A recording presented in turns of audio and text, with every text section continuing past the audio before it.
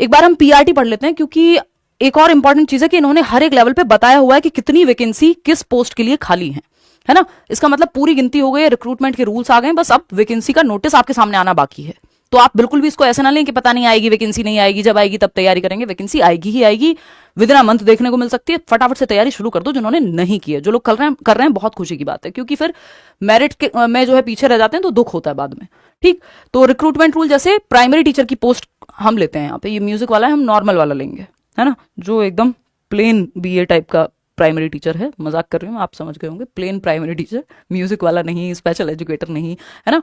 तो पीआरटी की अगर हम बात कर रहे हैं तो post of primary teacher, number of post कितनी है यहाँ पे, होपफुली आप देख पा रहे होंगे, नंबर ऑफ पोस्ट है 16,182 पोस्ट हैं 2024-25 के सत्र में जो खाली हैं, है ना, वेकेंट पोस्ट हैं। ऐसे ही हर एक पोस्ट के सामने लिखा हुआ है कि कितनी पोस्ट खाली हैं केंद्रीय विद्यालय में। तो 16,000 अपने आप में बड़ा नंबर है, बस इतना लिखा हुआ है कि which is subject to variation depending on workload.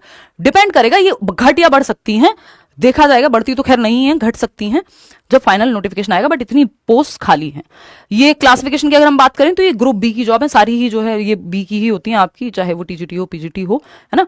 अगर हम बात करते हैं तो ये आपका इस पे स्केल लिखा हुआ है, जो कि एक अच्छा खासा होता है, उस पर आप बाद में जाएंगे, वो अपने आप मिल जाएगा। सैलरी देना वो सरकार का काम है, पहले आप नौकरी तो ले लें, एक अच्छी नौकरी, आपका 8th पे कमीशन भी आने वाला है, तो वो सब तो ठीक है, आप एक अच्छी तनख्वाह ले रहे होंगे, बट काम अपने आप में बहुत अच्छा है टीचिंग का, तो वो उसके लिए आप पहले मेहनत करिए, नौकरी ले लीजिए। एज लिमिट की जब हम बात कर रहे हैं तो एज लिमिट यहां पे लिखा हुआ है 30 साल से ज्यादा ना हो, but 5 years relaxation in upper age limit in case of employees of KVS. यदि आप केवीएस के एम्प्लॉय रहे हैं तो आपको 5 साल का रिलैक्सेशन मिल जाएगा। As relaxation for SC, ST, OBC, PWD, यानी आप किसी भी कैटेगरी से हैं, एससी से हैं, एसटी से हैं, ओबीसी से हैं, पीडब्ल्यूडी कैटेगरी से हैं, या फिर एक्स सर्विस पर्सन है। इन्होंने मैन लिखा हुआ है, बट मैं पर्सन बोलूंगी क्योंकि जेंडर बायस भाषा हो जाएगी अगर हम यहाँ पे, स्टीरियोटिपिकल लैंग्वेज हो जाएगी अगर हम यही यूज करते रहे तो। इसको केंद्रीय विद्यालय भी चेंज करे, मैं फिर से यही कहूंगी। And female candidate age applicable under the government of India KVS rules. तो फीमेल्स के लिए भी 5 साल का रिलैक्सेशन है। तो आप मान लीजिए 30 साल आपकी उम्र है और आप फीमेल हैं, बट आपके लिए 35 साल तक चलेगी बात, ठीक है ना, क्लियर है बात। तो यहां पे इन्होंने ये क्लियर नहीं किया हुआ है कि age relaxation for 5 years age relaxation in case of SC, ST, OBC, PWD, ex service person and female candidate age applicable under the. तो इनको टोटल, अब यहां पे ऐसा हो सकता है मान लीजिए कोई एससी से और फीमेल भी है, तो यहां तो ऐसा कुछ नहीं लिखा हुआ कि 10 साल का रिलैक्सेशन मिल जाएगा, है ना, 5 ही मान के चले, बट इस पर क्लैरिटी नहीं है, नेगेटिव मार्किंग नहीं होती है भाई केंद्रीय विद्यालय में, ठीक है ना।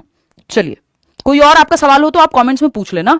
और इसमें जो क्वालिफिकेशन है, मान लीजिए क्वालिफिकेशन की अगर हम चर्चा कर रहे हैं तो ये 35 साल ही मान के चलना, आप इसमें ऐसा मत सोचना 5 साल अलग से फिर जुड़ जाएंगे। मैं 35 ही मतलब 5 साल का ही रिलैक्सेशन मान लें अगर आप फीमेल हैं या कैटेगरी से हैं तब भी, ठीक, दोनों ही केस में।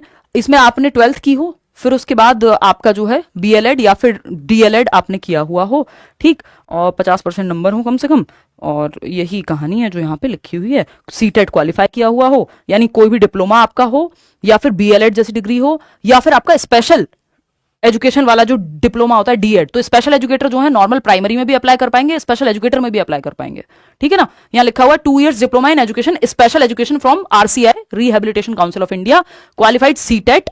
तो 3 चीजें हैं यहाँ पे। Proficiency to teach through Hindi and English medium, ये केंद्रीय विद्यालय के हर एक पोस्ट पे लिखा हुआ है कि हिंदी और इंग्लिश मीडियम दोनों को आप पढ़ा पाएं।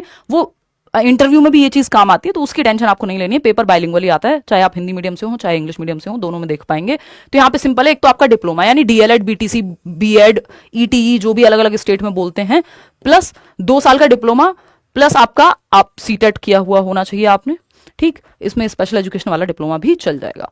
चलिए, इसके अलावा आपका कोई भी डाउट हो तो आप कमेंट्स में पूछ लीजिएगा। यही मुख्य मुख्य बातें थी कि वैकेंसी आने ही वाली है केंद्रीय विद्यालय की, और ये ऐसे ही नहीं कहा जा रहा है, ये प्रॉपर चीजें हमारे सामने हैं, वेबसाइट पे ये सारी बातें की हुई हैं।